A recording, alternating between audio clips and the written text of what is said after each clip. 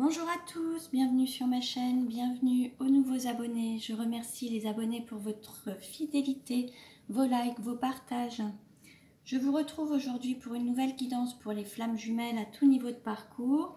Nous allons voir dans quelle énergie est le masculin sacré, puis dans quelle énergie est le féminin sacré, où en est le lien, quelles sont les choses à travailler ou à libérer pour avancer sur ce parcours, et nous verrons comment ça va évoluer. Alors pour cela, je vais utiliser différents oracles. Vous retrouverez les références dans le descriptif de la vidéo. Il s'agit d'une guidance générale. Ne prenez que ce qui résonne en vous, un mot, une phrase. Je vous invite également à consulter les autres vidéos pour avoir des compléments d'informations. Pour une guidance personnalisée, vous pouvez me contacter. Mes coordonnées sont dans le descriptif de la vidéo. Alors, la première carte qui est sortie pour le masculin sacré, nous avons la carte du chaman. Le chaman, donc on a vraiment un masculin sacré qui se reconnecte à la nature, aux éléments, qui est vraiment en totale harmonie avec ce qui l'entoure. On peut avoir un masculin sacré proche de la terre, proche des animaux, quelqu'un qui travaille en accord avec voilà, des éléments. Donc ça peut être quelqu'un qui travaille soit dans le domaine de l'agriculture, la forêt, l'aide aux animaux, ça peut être l'Office national des forêts, ça peut être aussi être voilà, proche de la nature, en tout cas défenseur des droits des animaux, ça peut être des choses comme ça. Mais ça peut être aussi un masculin sacré qui fait du chamanisme, qui travaille en tant que naturopathe, c'est possible aussi, ou même vétérinaire. On a le nombre 11, c'est le nombre des flammes jumelles. La carte qui est sortie pour le féminin sacré, nous avons eu la prêtresse. La prêtresse, c'est aussi le nombre 11. On est pour le masculin et le féminin sur la même longueur d'onde. On a le nombre des flammes jumelles qui est sorti. Le féminin sacré se met vraiment à l'écoute de son intuition, de ses ressentis et se laisse guider par justement tous ces éléments. Se reconnecte à son guide interne en fait. Pour ce qui est du lien, les cartes qui représentent le lien aujourd'hui, on a eu le pardon et la naissance. Pour pouvoir redonner naissance au lien, il faut se pardonner ou pardonner à ceux qui vous ont blessé ou pardonner à votre autre pour que le lien puisse renaître. On est dans une forme de renaissance. Donc voilà, allez, on continue. On va voir maintenant comment le masculin sacré peut-il mieux s'aimer. Comment le masculin sacré peut-il mieux s'aimer? Alors, on a s'aimer, c'est s'affirmer. Et s'aimer, c'est se libérer du passé. Donc, s'affirmer dans ses choix, s'affirmer par rapport aux autres, savoir dire non aux autres pour mieux se dire oui à soi-même. Et on a s'aimer, c'est se libérer du passé, c'est savoir tourner la page, changer, aller vers le changement, sortir de la nostalgie, sortir de la mélancolie et vraiment s'ouvrir au changement. Maintenant, on va voir comment le féminin sacré peut-il mieux s'aimer. Comment le féminin sacré peut-il mieux s'aimer? On a s'aimer, c'est être en accord avec soi-même. Être en accord avec soi-même, c'est vraiment être aligné. Les pensées, les paroles, les actes, les ressentis, être totalement aligné, centré. Ce n'est pas dire oui à quelqu'un et penser non ou ressentir non. C'est vraiment être en accord avec soi-même, c'est totalement aligné en tout cas. Et dire ce qu'on fait, faire ce qu'on dit, être vraiment aligné. Alors, on va voir maintenant ce qu'il y a à libérer pour avancer. De quoi doit se libérer le masculin sacré? De quoi doit se libérer le masculin sacré? Et on lui dit se libérer des schémas répétitifs. Donc là, il y a des choses, il faut sortir des habitudes, d'avoir toujours les mêmes réactions. Et là, c'est vraiment aller vers la nouveauté également. Sortir de la boucle, en fait, comme voilà, pour pouvoir vivre autre chose. De quoi doit se libérer le féminin sacré?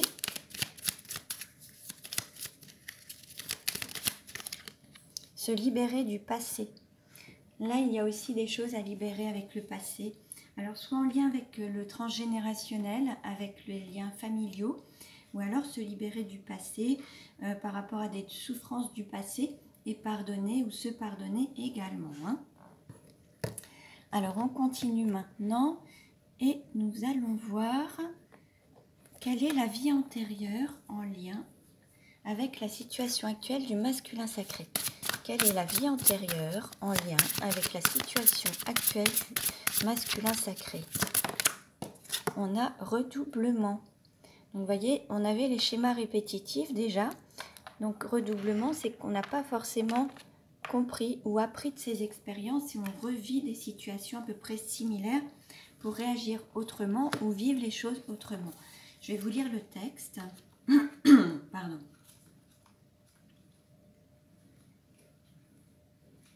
Alors, redoublement. Tu dois avoir beaucoup d'impressions de déjà-vu et de toujours ressentir à l'avance ce qui va t'arriver. Les personnes, les lieux, les situations doivent te paraître familiers. C'est normal car tu es dans une vie de redoublement.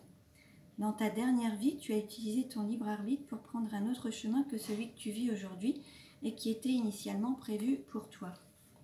Ton âme n'a pas réussi à dépasser les défis qui étaient écrits pour toi et tu n'as donc pas pu connaître l'évolution positive programmée par ton âme. C'est pourquoi tu recommences exactement la même vie vécue auparavant. Tu rencontres les mêmes âmes sœurs et tu as les mêmes décisions à prendre. Ton défi actuel est de dépasser ton mental, c'est-à-dire tes peurs et tes doutes. Il faut que tu avances en ayant confiance en ton intuition et en tes ressentis. Dans ton ancienne vie, ton âme s'est laissée dominer par ses peurs et est restée dans sa zone de confort. C'est le contraire que tu dois faire aujourd'hui pour entrer dans une énergie de renouveau et d'inattendu. Alors sors de ta zone de confort et surtout écoute ta voix, la voix de ton âme. Tu vas alors avancer d'une façon positive et surtout très rapide. Et cela te permettra de continuer ton évolution personnelle, énergétique et karmique. Donc ça s'adresse au masculin sacré, mais il se peut que ça résonne aussi envers le féminin sacré. Plus on avance plus on tend vers l'équilibre des énergies, plus les deux messages peuvent vous parler. Hein, donc voyez un petit peu et puis vous adaptez à votre situation. Quelle est la vie antérieure en lien avec la situation actuelle du féminin sacré? Quelle est la vie antérieure en lien avec... Bon, celle-ci a voulu se retourner. On a la campagne. Alors on peut avoir un féminin sacré qui vit à la campagne, qui a besoin de se ressourcer à la campagne, qui aime la campagne. Je vais vous lire le texte. Ton âme a connu beaucoup de vies antérieures à la campagne. Ton âme n'aime pas vivre en ville, c'est quelque chose qui ne lui correspond pas. Tu as besoin de calme et surtout de grand air. Ton âme a souvent vécu dans des endroits très calmes, avec un horizon lointain. Dans la plupart de ses vies, ton âme a fui les endroits trop fréquentés et n'a pas voulu vivre trop près des autres. Tu as en toi un côté solitaire et une partie de toi se sent en sécurité quand elle est isolée. Tu es une âme qui se connecte très facilement aux autres et cela peut être très perturbant pour ton aura. C'est pour cela que tu as toujours cherché à te créer un cocon douillet très loin du bruit de la ville. Si actuellement tu vis en ville, tes guides te conseillent de passer du temps à la campagne pour recharger ton taux vibratoire et retrouver une authentique connexion avec ton âme. Tu as besoin de végétation et d'arbres comme tu as besoin d'entendre les bruits des oiseaux et de la nature. Cela réactive ta force intérieure et cela te reconnecte avec ta sagesse. Donc voyez un petit peu ce qui résonne en vous et puis vous adaptez. Alors, on continue et nous allons voir maintenant...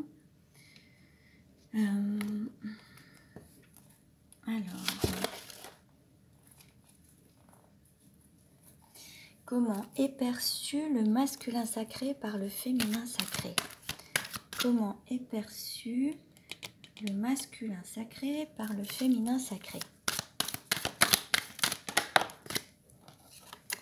Comme quelqu'un qui ne dit pas tout, qui cache, qui ment, qui cache des choses. Hein. Comment est perçu le féminin sacré par le masculin sacré? Comment est perçu le féminin sacré par le masculin sacré? Alors, on nous parle d'être patient, d'harmonie et Bon, on est vraiment dans le fait d'avoir de la patience, d'être vraiment la personne avec laquelle on peut vivre un bonheur. Et il y a une attraction physique, charnelle, un grand désir pour son autre. Alors, ensuite, on va voir quelle carte représente le sentiment du masculin sacré pour le féminin sacré. Quelle carte représente le sentiment du masculin sacré pour le féminin sacré? On a une personne qui ne va pas au fond des choses, qui ne s'engage pas, qui reste un petit peu superficielle dans l'apparence, mais pas l'authenticité. Quelle carte représente le sentiment du féminin sacré pour le masculin sacré? Là, on a la séparation, une femme rivale et réconciliation. Il y a la volonté de se réconcilier par rapport à un amour qui n'a pas été exprimé totalement, parce qu'il y a peut-être une rivale dans la relation, une énergie tierce. Donc il y a une retenue des sentiments et de l'expression de l'amour dans la relation. Il y a la volonté de se réconcilier par rapport à une rupture, par rapport à une situation où il y a une séparation en tout cas. On va continuer. Comment le masculin sacré se projette-t-il avec le féminin sacré en tant qu'ami? Le masculin sacré souhaite rester ami. Comment le féminin sacré se projette-t-il avec le masculin sacré? Comme une chance à saisir, une opportunité. Comment le masculin sacré désire-t-il le féminin sacré? Comment le masculin sacré désire-t-il le féminin sacré?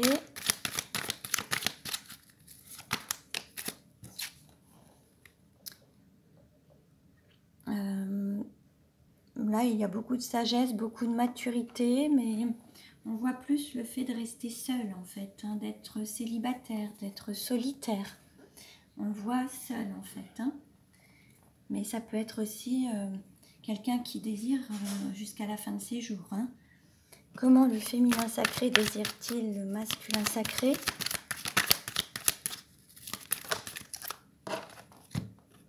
Pour le moment, on est dans une phase de crise, d'être vraiment en non-communication. Pour le moment, c'est vraiment un petit peu compliqué entre vous. Alors, on continue et on va voir justement comment ça va évoluer. Alors, comment le couple de flammes jumelles va-t-il évoluer? Comment le couple de flammes jumelles va-t-il évoluer?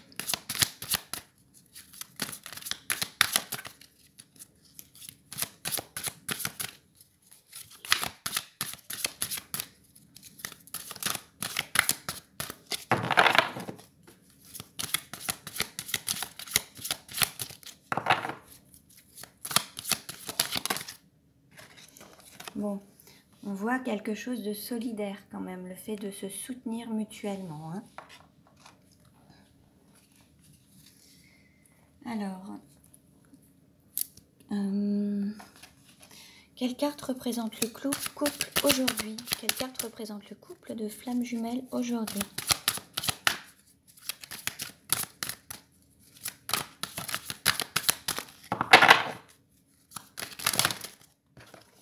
On a beaucoup de choses là. Alors, on nous parle de fin de communication. Pour le moment, il n'y a pas de communication. Beaucoup de remises en question, des peurs. Il faut garder la foi et trouver un compromis en fait. Actuellement, bon, il y a un manque de communication, il y a une séparation, beaucoup de doutes, beaucoup de tracas, une sorte de beaucoup de peur. Et l'idée c'est d'être, bon, vous êtes protégé, vous êtes toujours protégé. Il faut continuer à garder la foi, mais en tout cas pour que ça fonctionne, il faut faire des efforts et mettre en place des actions pour que les choses reprennent en fait. Hein. Donc là, actuellement, on est plus en séparation. Qu'est-ce qui pose problème? Qu'est-ce qui pose problème dans la relation de flammes jumelles aujourd'hui?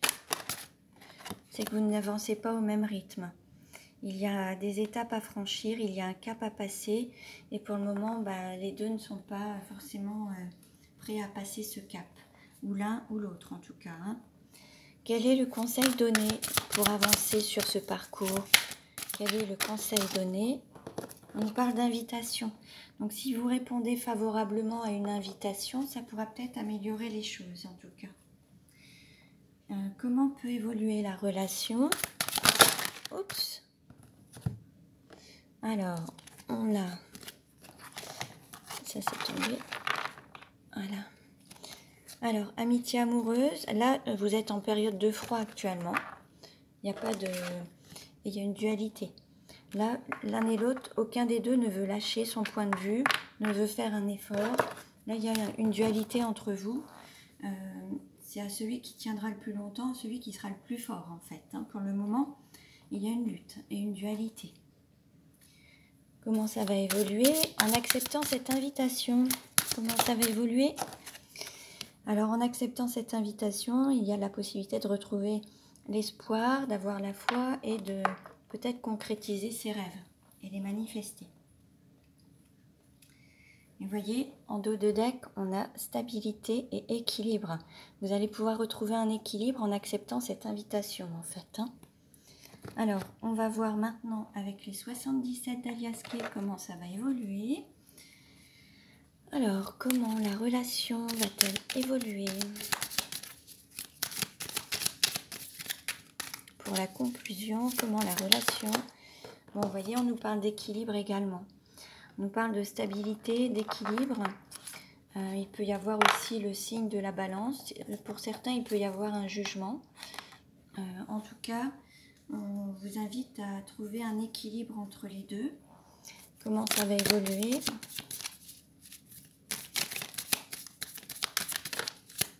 Ouais. Être en équilibre avec le don et le recevoir, en fait.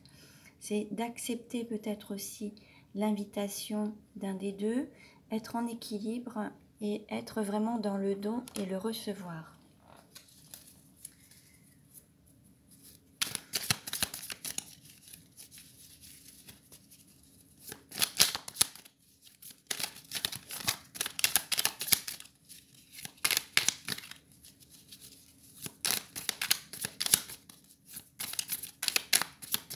Allez, une dernière carte s'il vous plaît pour la conclusion. Oups, ça fait beaucoup, mais on a deux cartes là qui se sont retournées. Je vais les prendre. Ouais, voilà. On nous parle à la fois d'un homme plus âgé qui fait preuve de sagesse pour aller vers la guérison en fait et aller vraiment vers... En fait, l'idée c'est de faire preuve de sagesse pour pouvoir avancer sur le lien et permettre au lien de guérir et d'avancer en fait. Hein. Donc voilà pour aujourd'hui, je vous remercie pour votre écoute. Vous pouvez vous abonner à ma chaîne si ce n'est déjà fait. Merci pour vos likes. Je vous dis à très bientôt et prenez bien soin de vous.